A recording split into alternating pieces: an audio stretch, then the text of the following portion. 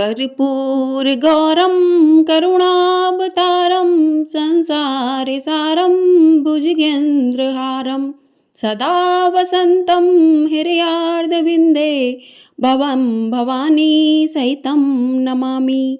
ओम नमः शिवाय। हर हर महादेव। आज की वीडियो में हम सुनेंगे सावन महात्म्य कथा का 7वां अध्याय। कथा के अंत में आपको पार्वती जी द्वारा शंकर जी से पूछे जाने वाले प्रश्नों की कथा भी सुनेंगे। तो चैनल को यदि सब्सक्राइब नहीं किया है तो सब्सक्राइब अवश्य कर लें। आपको हमारे चैनल पर प्रतिदिन सावन महात्म्य की कथाएं सुनाई जा रही हैं, तो चैनल को सब्सक्राइब जरूर कर लीजिए और अपना प्यार कमेंट बॉक्स के जरिए आप दे सकते हैं। तो चलिए आज की कथा शुरू करते हैं। कथा सुनने से पहले भगवान शंकर का ध्यान करते हैं, उसके बाद कथा प्रारंभ करते हैं। ओम नमः शिवाय। हर हर महादेव। तो आज के अध्याय में है मंगला गौरी व्रत का वर्णन और व्रत कथा।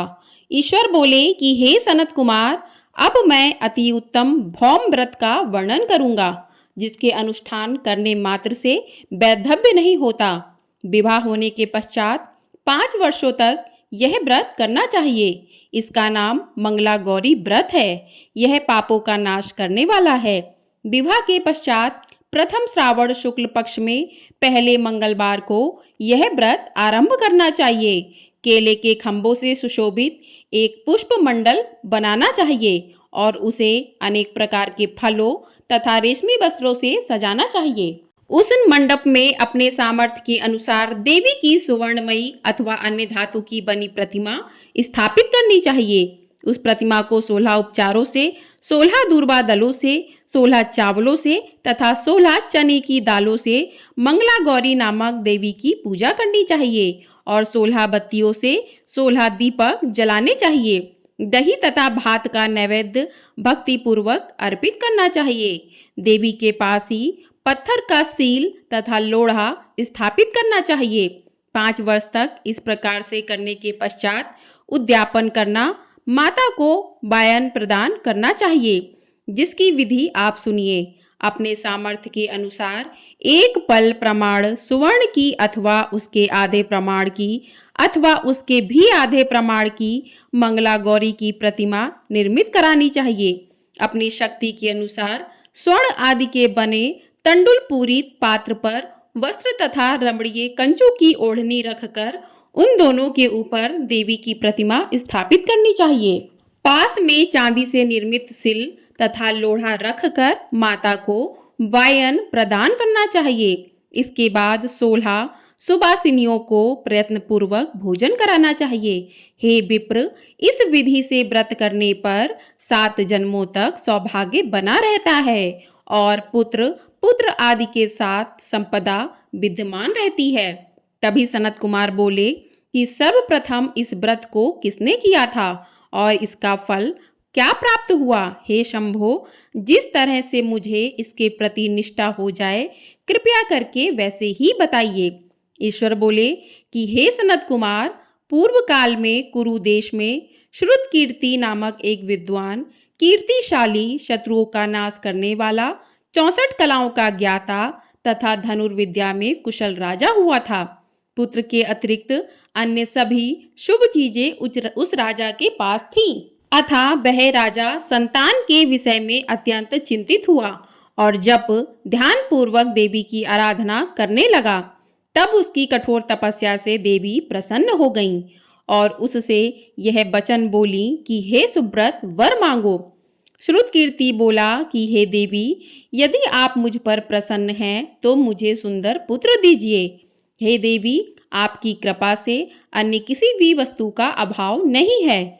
उसका यह वचन सुनकर पवित्र मुस्कान वाली देवी ने कहा कि हे राजन, तुमने अत्यंत दुर्लभ वर मांगा है, फिर भी कृपा वश में तुम्हें अवश्य दूंगी। किंतु हे राजन सुनिए, यदि परम गुणी पुत्र चाहते हो तो वह केवल 16 वर्ष तक जीवित रहेगा और यदि रूप तथा विद्या से विहीन पुत्र चाहते हो तो दीर्घजीवी होगा। देवी का यह वचन सुनकर राजा चिंतित हो उठा और पुनः अपनी पत्नी से परामर्श करके उसने गुणवान तथा सभी शुभ लक्षणों से संपन्न 16 वर्ष की आयु वाला पुत्र मांगा। तब देवी ने भक्ति संपन्न राजा से कहा कि हे नृपनंदन, मेरे मंदिर के द्वार पर आम का वृक्ष है, उसका एक फल लाकर मेरी आज्ञा से अपनी भार्या को उसे भक्षण करने हेतु प्रदान करो, जिससे वह शीघ्र ही गर्भ धारण करेगी, इसमें कोई संदेह नहीं है। प्रसन्न होकर राजा ने वैसा ही किया और उसकी पत्नी ने गर्भ धारण कर लिया। 10वें महीने में उसने देवतुल्य सुंदर पुत्र को जन्म दिया। तब हर्ष तथा शोक से युक्त राजा ने बालक का जात कर्म आदि संस्कार किया और शिव का स्मरण करते हुए उसका नाम चिरायु रखा।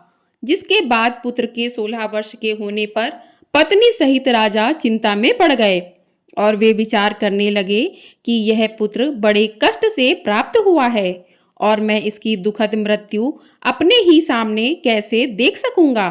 ऐसा विचार करके राजा ने पुत्र को उसके मामा के साथ काशी भेज दिया। प्रस्थान के समय राजा की पत्नी ने अपने भाई से कहा कि कार्पटिक का वेश धारण करके आप मेरे पुत्र को काशी ले जाइए। मैंने भगवान मृत्युंजय से पूर्व में पुत्र के लिए प्रार्थना की थी और कहा था, हे विश्वेश, आप जगतपति की यात्रा के लिए मैं उस पुत्र को अवश्य भेजूंगी, अतः आप मेरे पुत्र को आज ही ले जाइए और सावधानी पूर्वक इसकी रक्षा कीजिएगा। अपनी बहन की यह बात सुनकर भांजे के साथ वह चल पड़ा। कई दिनों तक चलते चलते वह आनंद नामक नगर में पहुंचा। वहां सभी प्रकार की समृद्धियों से संपन्न वीरसेन नाम वाला राजा रहता था। उस राजा की एक सर्वलक्षण संपन्न युवावस्था प्राप्त मनोहर तथा रूप लावण्यमयी मंगला गौरी नाम कन्या थी।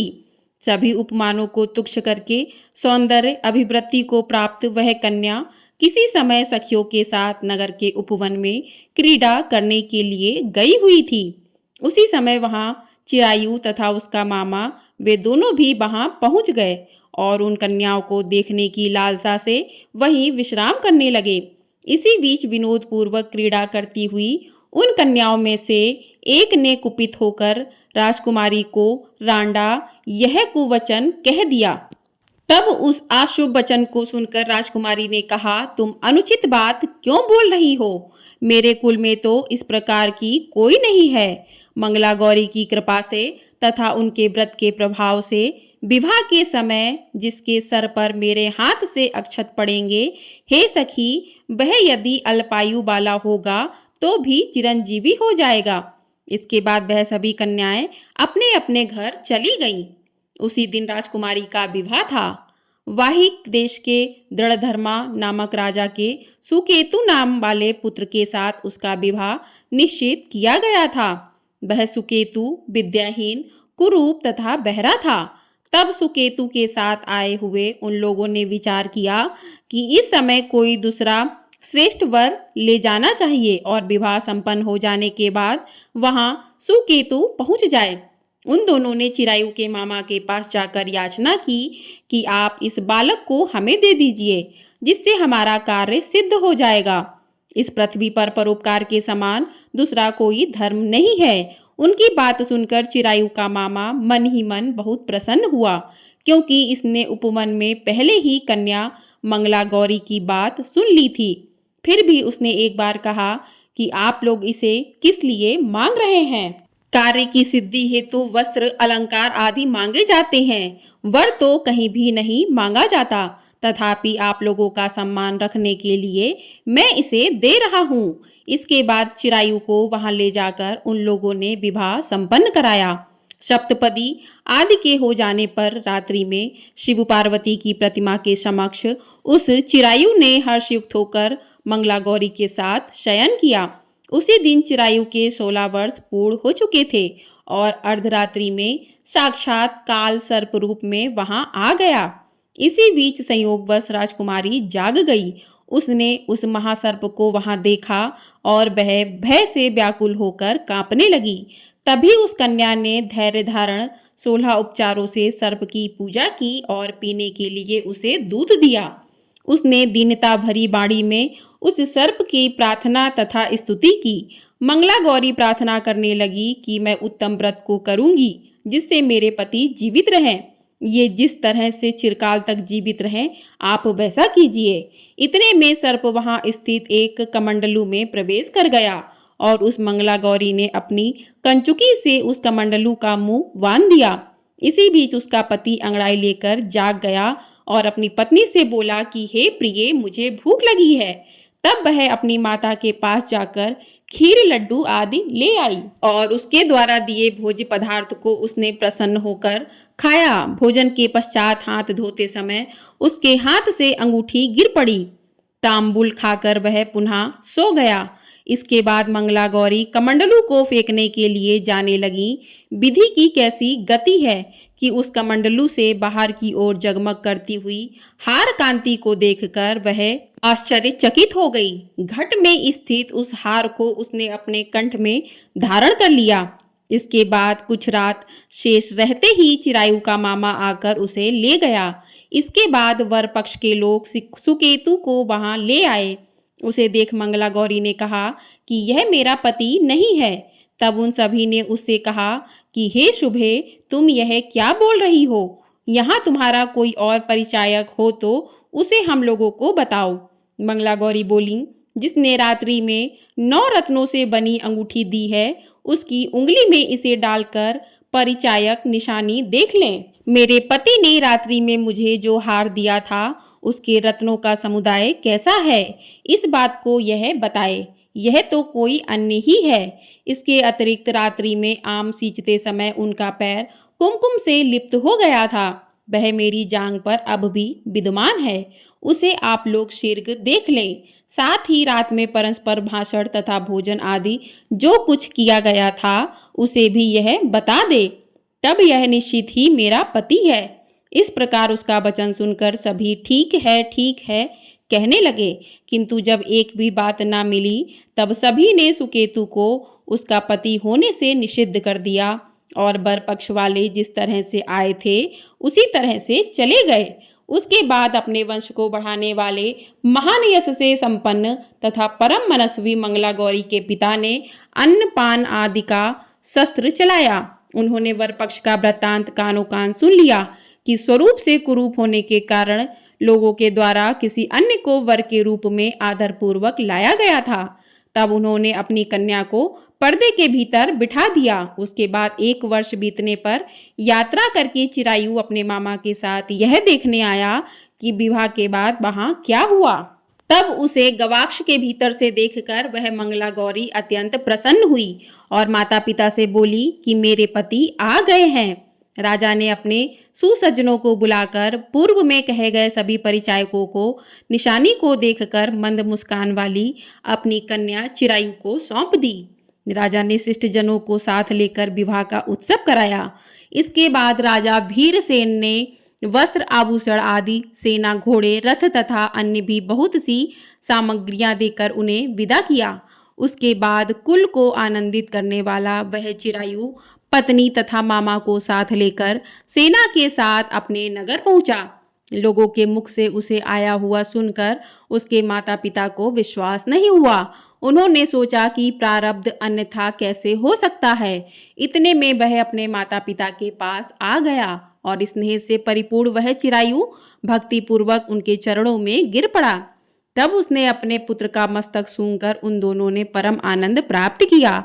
पुत्र वधू मंगला गौरी ने भी सास ससुर को प्रणाम किया। तब सास उसे अपनी गोद में बिठाकर सारा वृत्तांत शीघ्रता पूर्वक पूछने लगी कि हे महामुने। तब पुत्र वधू ने भी मंगला गौरी के उत्तम व्रत, महात्म्य तथा जो कुछ घटित हुआ वह सब वृत्तांत बताया। हे सनत कुमार, मैंने आपसे इस मंगला गौरी व्रत का वर्णन कर दिया। जो कोई भी इसका श्रवण करता है अथवा जो इसे कहता है उसके सभी मनोरथ पूर्ण हो जाते हैं, इसमें कोई संदेह नहीं है।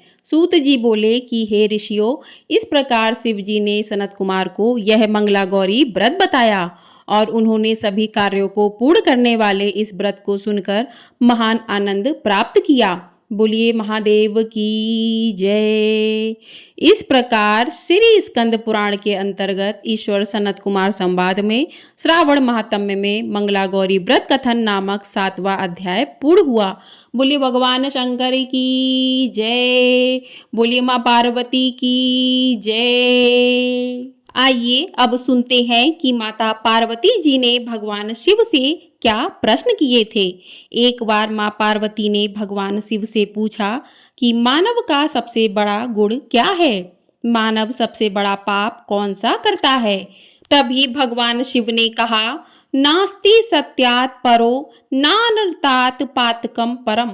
इसका मतलब दुनिया में मान सम्मान कमाना और हमेशा सत्य वचन बोलना सबसे बड़ा गुण है।